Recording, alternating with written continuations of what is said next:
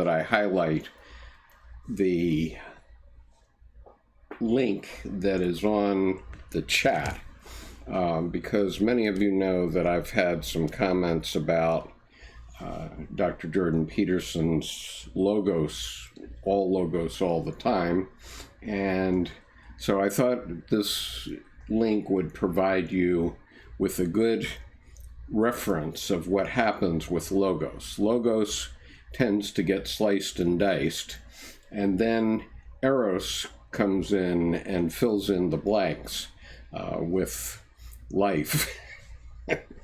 And so if you want to be amused, go ahead and go over and click on that link that I provided you with just now and see Kitty Flanagan's 488 Rules for Life. It's very funny. So, with all due respect to you, Dr. Peterson, if you're watching this, sometimes you need a little ribbing. I love what you've done with your first book, and I just think you're a little bit too logos oriented in your second book, The Rules for Life. And so until I hear you correct that, I'm going to rib you a little bit. So there's the link, and I'm going to go on now with Aurora Consurgens. So, as the last 2 days, I'm reading from Aurora Consurgens, a document attributed to St. Thomas Aquinas on the problem of opposites in alchemy. And I've pretty much decided that in mid-September, I'm going to start going through psychology and alchemy as a course that I'll do on our Monday evening meetings. This video right now, this live stream, is a behind-the-scenes session, so it's not edited. I often get tongue-tied trying to read these things, as you probably know, and so there will be mistakes, but later on, I hope to edit the video and clean it up a bit. But if you want to stay around and see all my mistakes and see how much I scratch my face, then you're welcome to be here. And you're welcome to comment, and you're welcome to make any observations. So, in the first 2 days, I've been talking about the early comments of Marie-Louise von Franz, who was one of the closest disciples of Dr. Carl Jung. And then I have read the text of Aurora Consurgens up through the fourth parable. So today I'm going to begin with the fifth parable, and that once we get through the entire Aurora, once we get through the entire vision, then we will be about a third of the way through this book. The next 2/3 are Marie-Louise von Franz's commentary. But what we're in here is a vision attributed to St. Thomas Aquinas, and so there won't be any logos in this. This is all a vision that this man was having. So I'm beginning on page 101. The fifth parable of the treasure house which wisdom built upon a rock. Wisdom hath built herself a house, which if any man enter in, he shall be saved and find pastures. As the prophet beareth witness, they shall be inebriated with the plenty of thy house, for better is one day in thy courts above thousands. Oh, how blessed are they that dwell in this house! For therein everyone that asketh receiveth, and he that seeketh findeth, and to him that knocketh it shall be opened. For wisdom standeth at the door, and saith, Behold, I stand at the gate and knock. If any man shall hear my voice and open the door, I will come to him, and he to me, and I will be satisfied with him, and he with me. O how great is the multitude of thy sweetness, which thou hast hidden for them that enter this house, which eye hath not seen, nor ear heard, neither hath it entered into the heart of man. To them that unlock this house shall be befitting holiness, and also length of days. For it is founded upon a sure rock, which cannot be split, unless it be anointed with the blood of a most fine buck-goat, or be smitten 3 times with the rod of Moses, that waters may flow forth in great abundance, that all the people, both men and women, drink thereof. And they shall neither hunger nor thirst any more.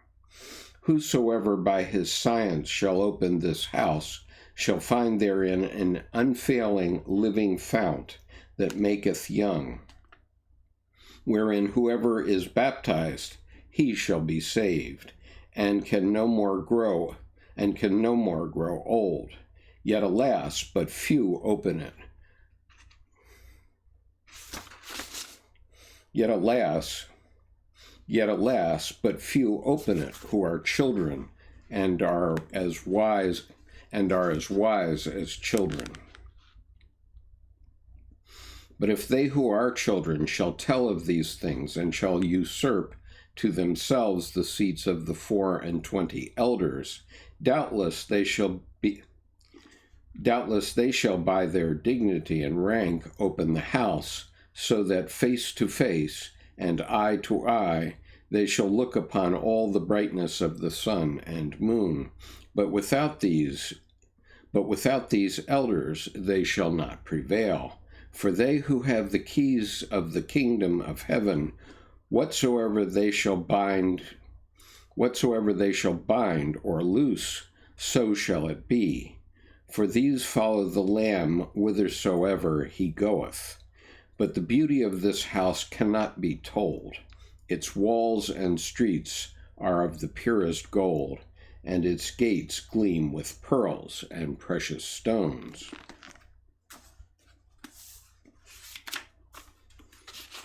And its cornerstones are 14, containing...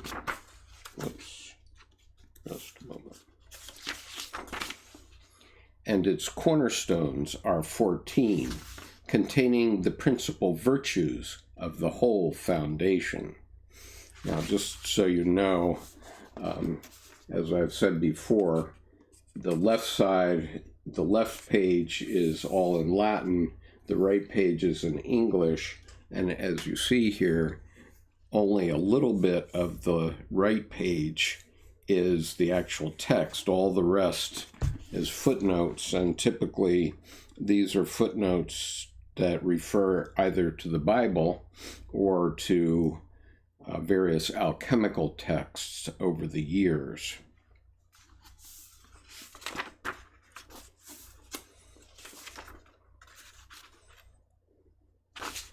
So I'll continue now. And its cornerstones are 14, containing the principal virtues of the whole foundation.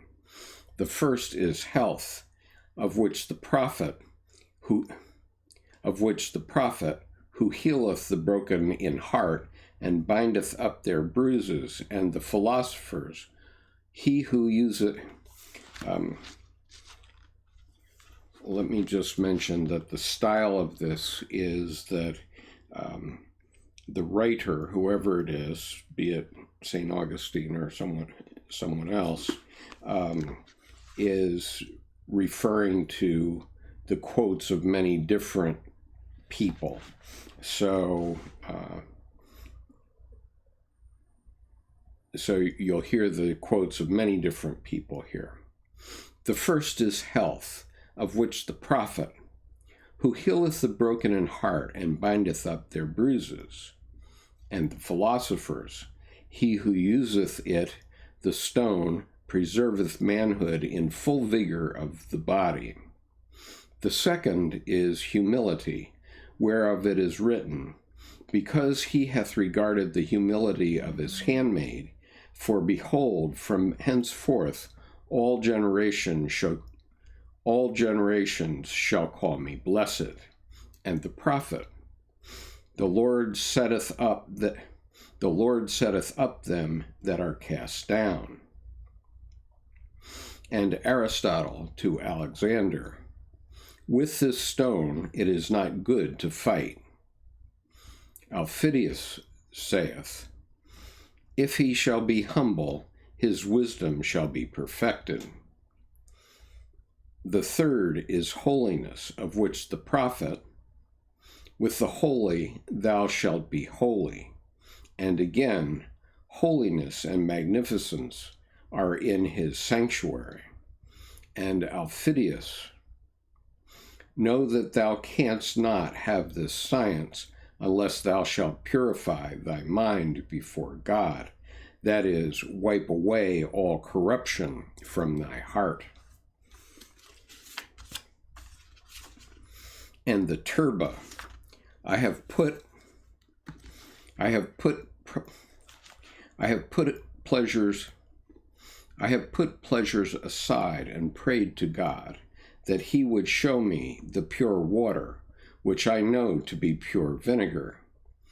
The fourth is chastity, of which it is written, whom when I love I am pure, when I touch I am chaste, whose mother is a virgin, and whose father hath not cohabited with her, for he is fed upon virgin's milk, etc. Wherefore Avicenna saith in the Mineralia,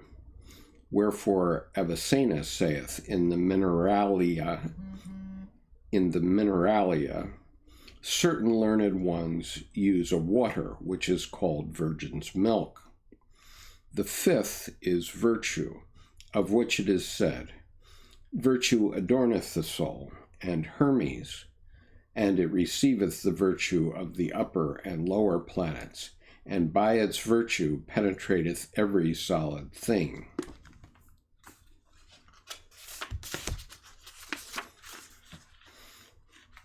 And in the book of the Quintessence it is said, for I could not wonder enough at the great virtue of the thing, which is bestowed upon and infused into it from heaven.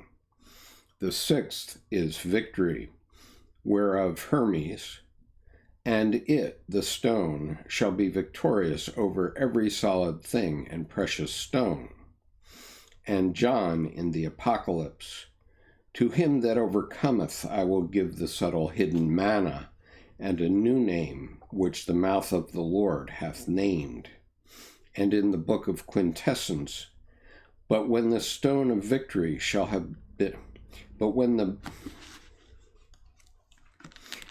the stone of victory shall have been wrought, I shall teach how to make with the stone of that material emeralds, jaspers, and true chrysolites, which in color, substance, and virtue excel and surpass the natural, etc.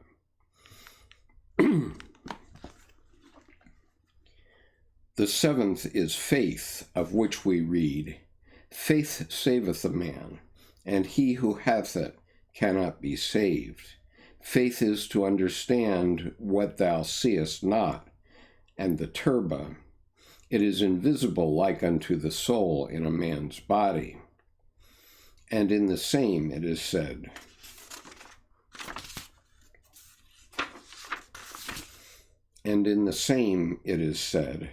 two things are seen, namely water and earth, but two are not seen, namely air and fire.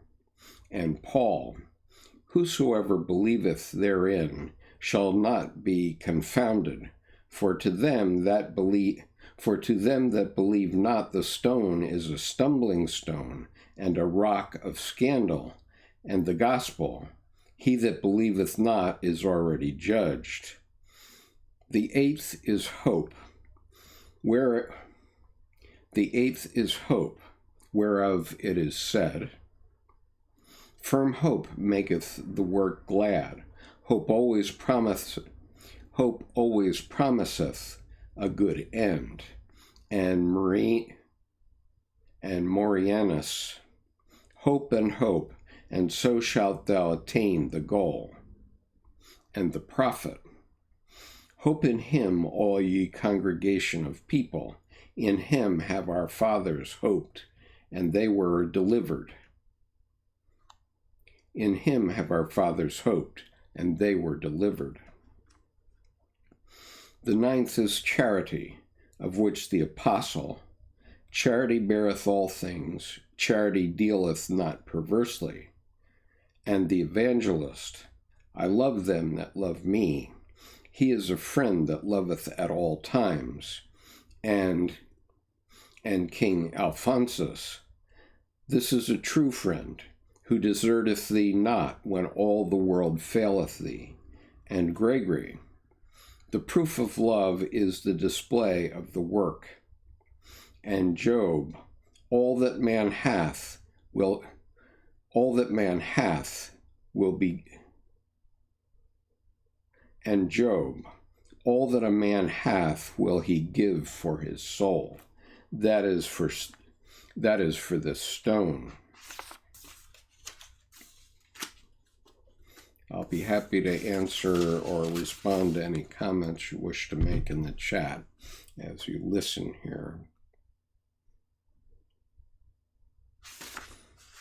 For he who soweth sparingly shall also reap sparingly, and he who is not a partaker of the sufferings shall not be of the consolation.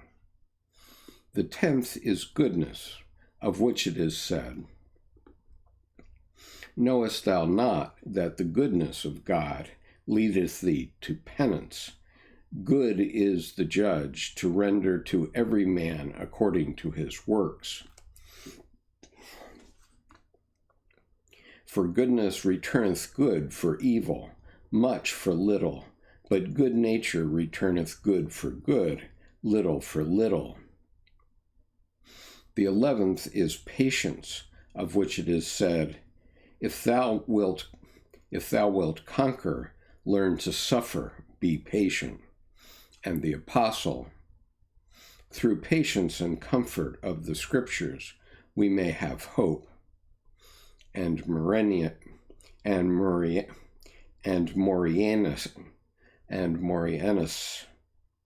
he who hath not patience, let him hold back his hand from the work. And Calais the less, three things are necessary,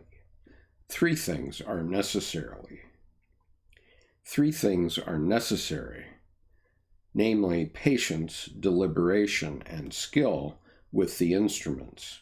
And the apostle, be you patient, for the coming of the Lord is at hand, etc. The 12th is temperance, for which it is written that it nourisheth and cherisheth all things. Of which it is written that it nourisheth and cherisheth all things, and keepeth them in health. For as long as the elements are in temperature, the soul delighteth in the body.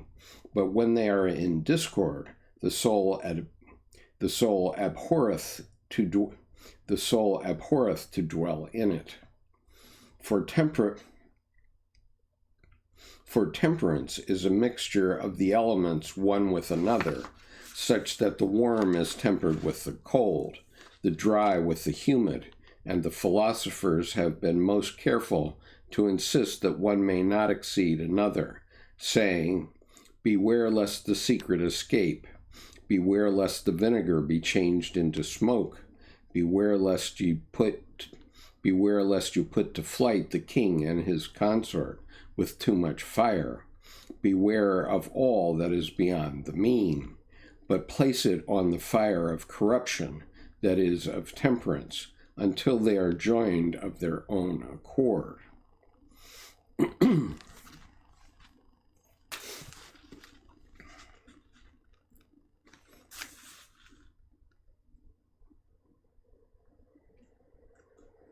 I've lost my place. The 13th is spiritual discipline or understanding, of which the apostle, the letter killeth, but the spirit quickeneth.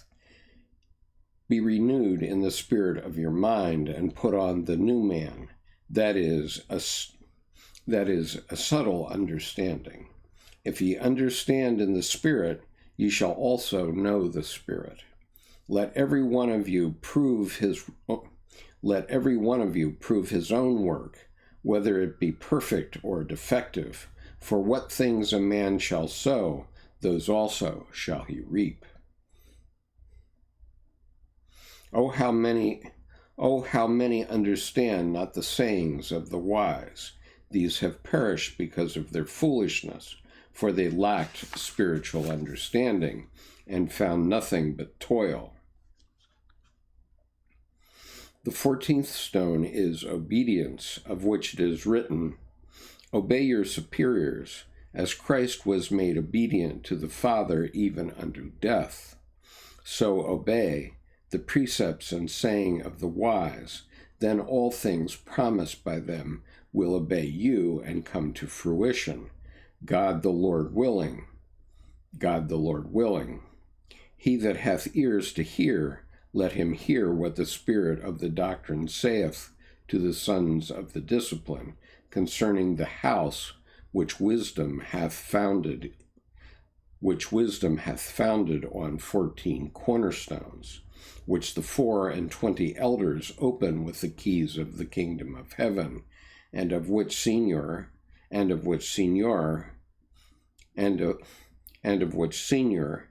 in the prologue of his book declared, where he placed what is the eagle on the roof and the images of the various properties on the side.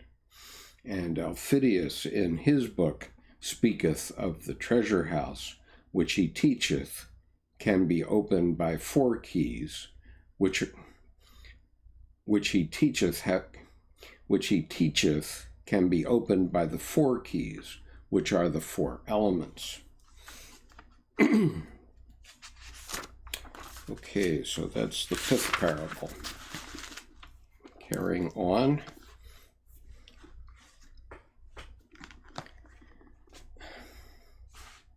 The 6th parable. This is chapter 11, the 6th parable of heaven and earth and the arrangement of the elements. He that is of the earth he speaketh. He that cometh from heaven is above all. Now here also is the earth represented as the principle of the elements, but the heavens stand for the 3 higher principles, wherefore a little ought to be said of earth and heaven, for earth is the principle and mother of the other elements. As the prophet beareth witness, in the beginning, O Lord, thou didst found the earth, and the heavens are the works of thy hands, that is, water, air, and fire. For from the earth are the elements separated by dying, and to it do they return by quickening. For what a thing is composed of, into that must it be resolved. As the holy word testifieth, man is ashes, and to their ashes shall he return. Such ashes did the philosophers ordain to be mixed with the permanent water, which is the ferment of gold, and their gold is the body, that is the earth, which Aristotle called the coagulant, since it coagulateth water. It is the earth of the promised land, wherein Hermes commanded his son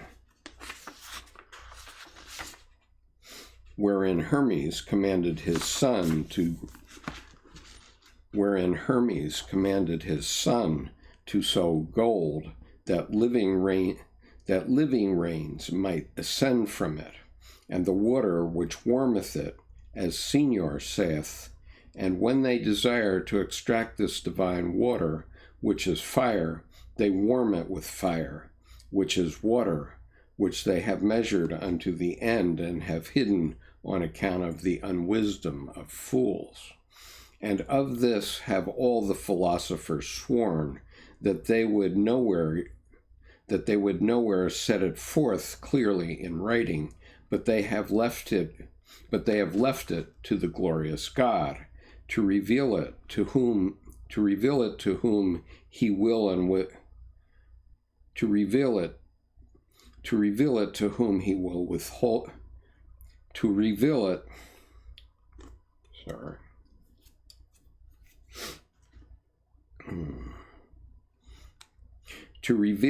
to whom he will, and withhold it from whom he will. For him is great cunning and the secrecy of the wise. And when the heat of that fire reacheth the earth itself, the earth is dissolved and becometh and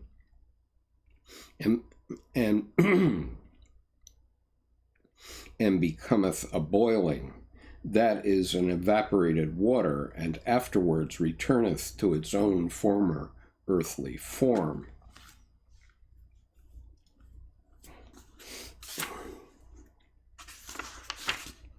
Therefore by water is the earth moved, and the heavens are poured out upon it, and they flow as if with honey throughout all the world, and tell its glory. For this glory is known only to him who hath understanding, how of the earth the heavens were made. And therefore the earth remaineth forever, and the heavens are founded upon it, as the prophet beareth witness. For thou hast founded the earth upon its own bases. It shall not be moved forever. It shall not be moved forever and ever. The deep is its clothing. Above it shall stand water, air, fire, and the birds of the air shall dwell. And the birds of the air shall dwell therein, watering it from the upper elements, that it may be filled with the fruit of their works, because in the center of the earth the 7 planets took root, and left their virtues there. Wherefore in the earth is water germinating diverse kinds of colors, and fruits, and producing bread and wine, that cheereth the heart of man, and also bringing forth grass for cattle, and herb for the service of men. This earth, I say, made the moon in its season. Then the sun arose very early in the morning of the first day of the week.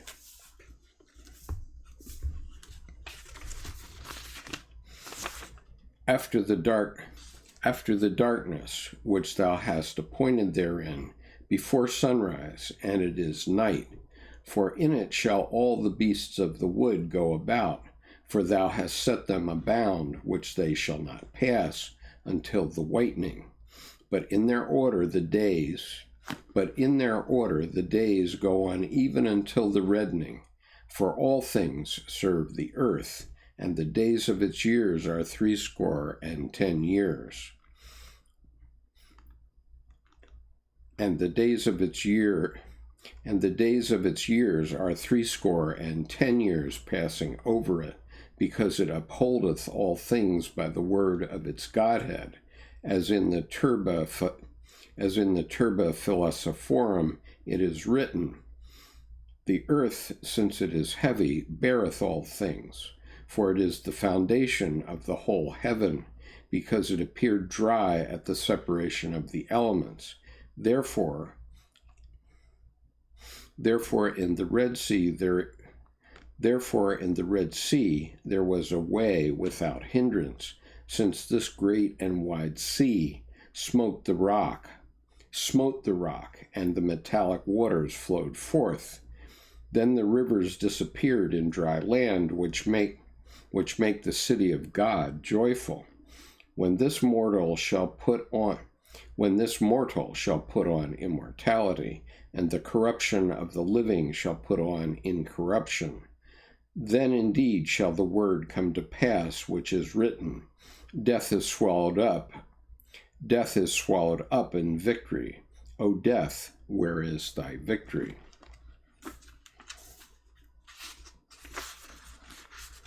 Where thy sin abounded, there now grace doth more abound. For as in Adam all die, so also in Christ all men shall be made alive. For by a man indeed came death, and by Jesus himself the resurrection of the dead. For the first Adam and his sons took their beginning from the incorruptible elements, and therefore it was needful that the composed should be corrupted, but the second Adam, who is called the philosophic man, from pure elements entered into eternity. Therefore, what is composed of simple and pure essence remaineth forever. As Senior saith, there is one thing that never dieth, for it continueth by perpetual increase, when the body shall be glorified in the final resurrection of the dead. Wherefore the Creed beareth witness to the resurrection of the flesh and eternal life after death. Then saith the second Adam to the first and to his sons, Come ye blessed of my Father, possess you the eternal kingdom, prepared for you from the beginning of the work. And eat my bread, and drink the wine which I have mingled for you, for all things are made ready for you. He that hath ears to hear, let him hear. Let him hear what the Spirit of the doctrine saith to the sons of the discipline concerning the earthly and heavenly Adam, which the philosophers treat of in these words. When thou hast water from earth, air from water, fire from air, earth from fire, then shalt thou fully and perfectly possess our art, etc.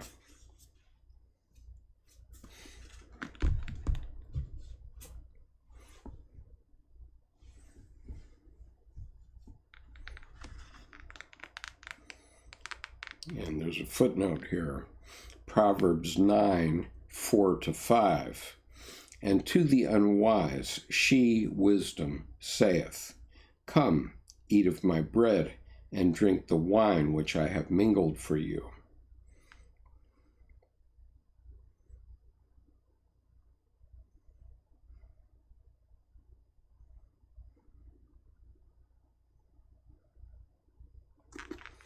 Okay.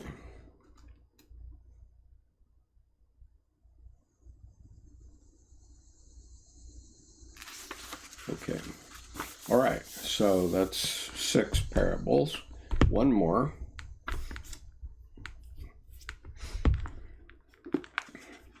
And this parable contains the quote that Dr. Edinger put in The Creation of Consciousness, his book.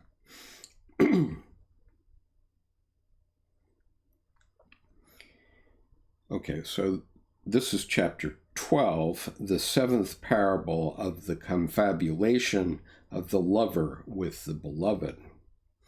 Be turned to me with all your heart, and do not cast me aside, because I am black and swarthy, because the sun hath changed my color, and the waters have covered my face, and the earth hath been polluted and defiled in my works. For there was darkness over it, because I stick fast in the mire of the deep, and my substance is not disclosed. Wherefore out of the depths have I cried, and from the abyss of the earth with my voice to all that pass by the way. Attend and see me. If any shall find one like unto me, I will give into his hand the morning star.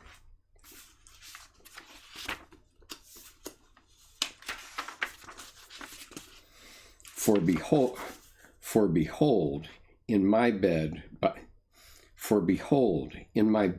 night I sought one to comfort me, and I found none. I called, and there was none to answer me.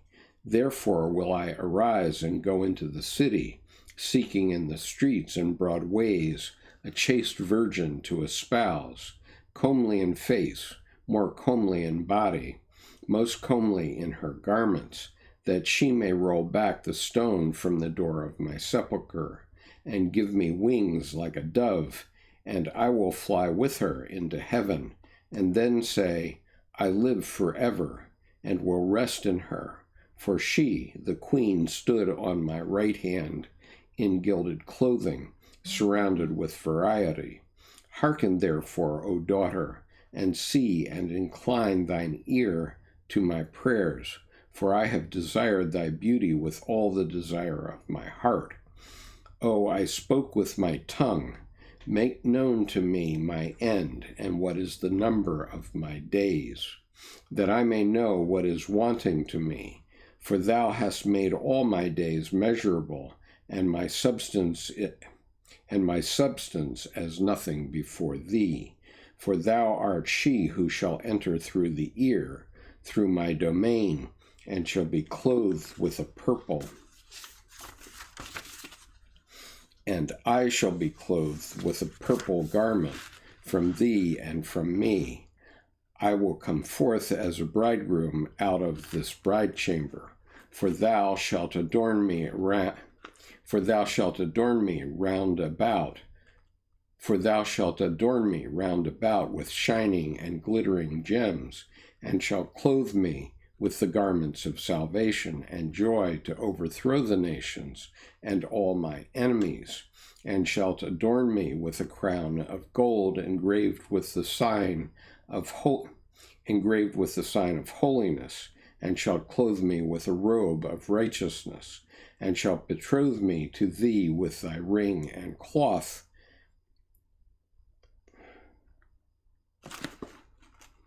and shalt betroth me to thee with thy ring, and clothe my feet in sandals of gold.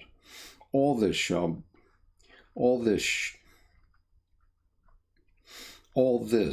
my perfect beloved do, exceeding beautiful and comely in her delights. For the daughters of Sion saw her, and the queens and concubines praised her. O queens of the heights,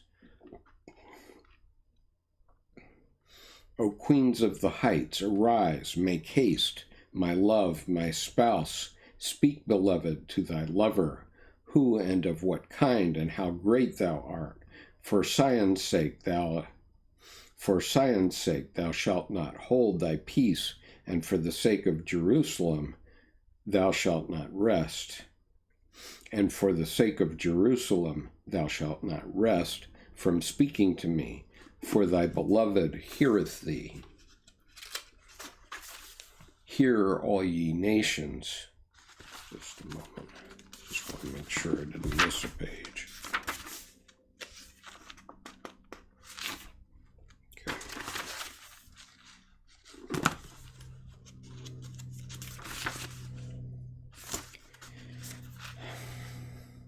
Hear, all ye nations, give ear, all ye inhabitants of the world. My beloved, who is ruddy, hath spoken to me. He hath sought and besought. I am the flower of the field and the lily of the valleys. I am the mother of fair love, and of fear, and of knowledge, and of hope, and of holy hope.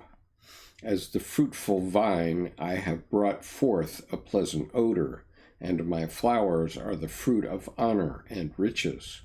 I am the bed of my beloved, which threescore of the most valiant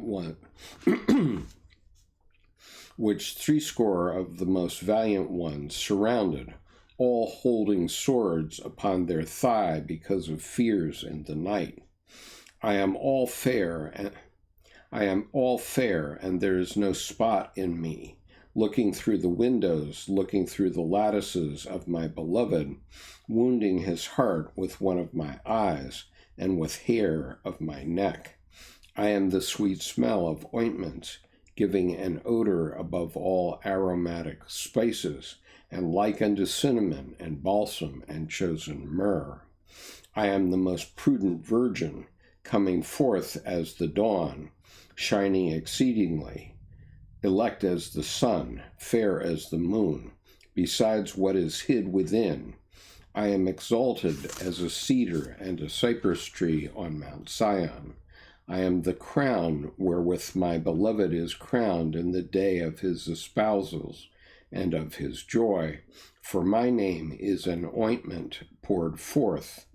I am the sling of David, the stone wherefrom tore out the great eye of Goliath, and finally took off his head. I am the scepter of the house of Israel, and the key of Jesse, which openeth and no man shutteth, and no man shutteth, and shutteth no man openeth. I am that chosen vineyard, into which the householder sent his laborers at the first, second, third, sixth, and ninth hours, saying, Go you also into my vineyard, and at the 12th hour I will give you what shall be just. I am that land of the holy promise, which floweth with milk and honey, and bringeth forth sweetest fruit in due season. Wherefore have all the philosophers commended me, and sowed in me their gold and silver and incombustible grain. And unless that grain falling into me die, itself shall remain alone. But if it die, it bringeth forth threefold fruit. For the first it shall bring forth shall be good, because it was sworn. For the first it shall bring forth shall be good, because it was sown in good earth, namely of pearls. And the second likewise good, because it was sown in better earth, namely of leaves, silver. And the third shall bring forth 1,000-fold, because it was sown in the best earth, namely of gold. For from the fruits of this grain is made the food of life, which cometh down from heaven.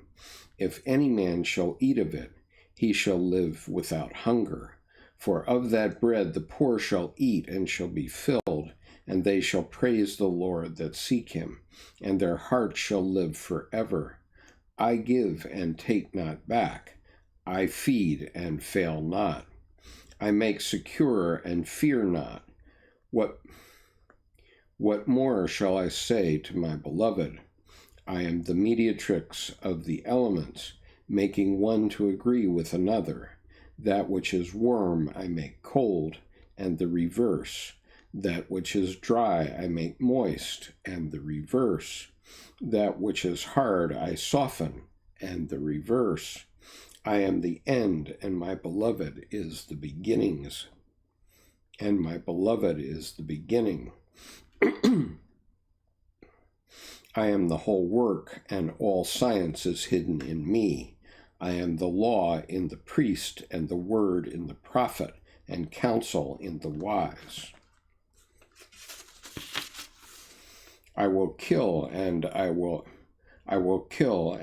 make to live, and there is none that can deliver out of my hand.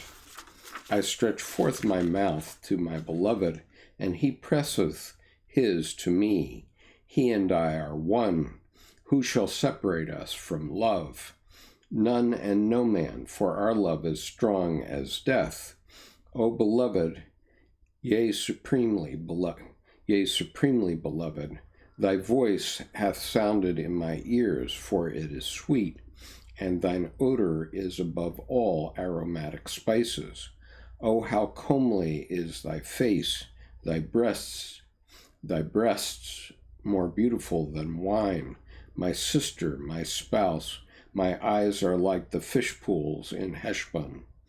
Thy hairs are golden, thy cheeks are ivory, thy belly is as round thy belly is as a round bowl, never wanting cups. Thy garments are whiter than snow, purer than milk, more ruddy than old ivory, and all thy body is delightful and desirable unto all. Come forth, daughters of Jerusalem, and see, and tell, and declare what ye have seen. Say what shall we do for our sister, who is little and hath no breasts, in the day when she shall be wooed? I will set my strength upon her, and will take hold of her fruits, and her breasts shall be as the clusters of the vine. Come, my beloved, and let us go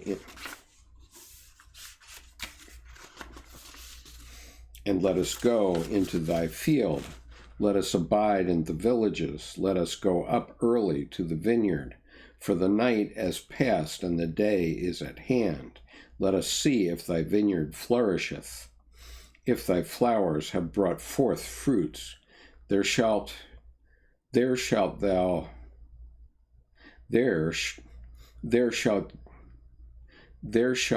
give thy breast to my mouth, and I keep for thee all fruits new and old. Let us therefore enjoy them and use the good things speedily as in youth. For us fill ourselves with costly wine and ointments, and let no flower pass by us, save we crown ourselves therewith, first with lilies, then with roses, before they are withered. Let no meadow escape our riot. Let none of us go without his part in our luxury. Let us leave everywhere tokens of joy, for this is our portion, that we should live in the union of love with joy and merriment, saying, Behold how good and pleasant it is for two to dwell together in unity. Let us make therefore 3 tabernacles, one for thee, a second for me, and a third for our sons. For the threefold cord is not easily broken. He that hath ears to hear, let him hear what the Spirit of the doctrine saith to the sons of the discipline, concerning the espousal of the lover to the beloved. For he had sowed his seed, that there might ripen thereof threefold fruit, which is the author of the 3 words, saith to be 3 precious words, wherein is hidden all the science, which is to be given to the pious, that is, to the poor, from the first man even unto the last.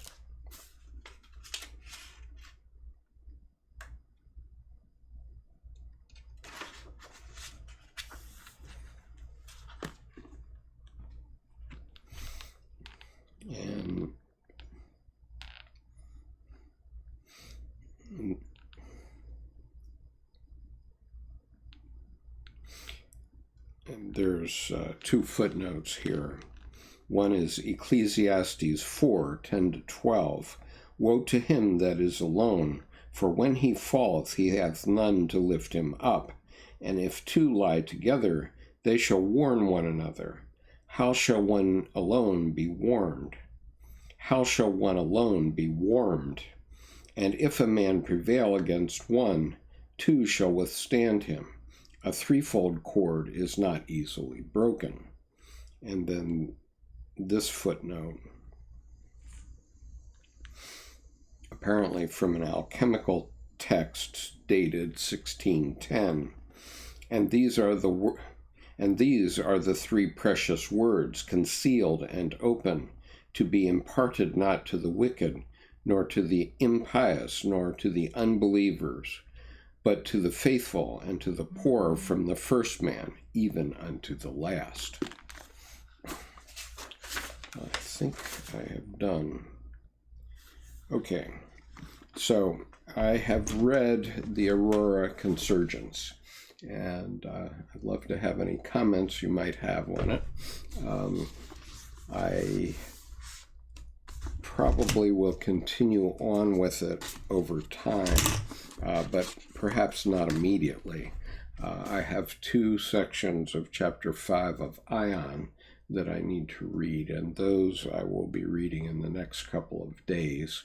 And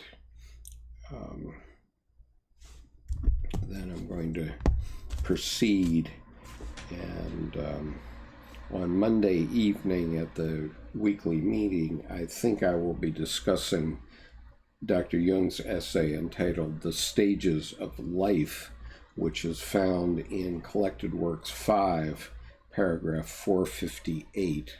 I haven't looked at it myself, but I had reference to it, so I think it might be interesting.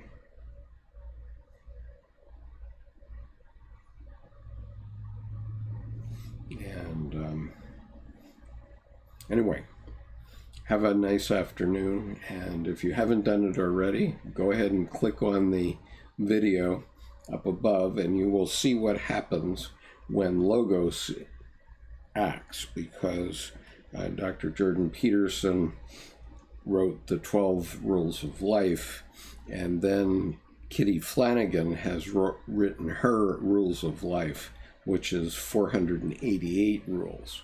And so that's also what happens in religions when the Reformation took place. The church broke into 2, and then the Protestant side broke into ultimately about 400 different sects. And Kitty Flanagan has 488 rules of life that are very funny. And so that's what happens when you make rules. Then they get sliced and diced, and Eros enters in. So remember, as you're going forward in life, to get a life and enjoy your life, this life. Dr. Jung was very emphatic that we enjoy this life. And seeing no further comment or no comment, I am going to stop the stream now. So thank you for joining me today.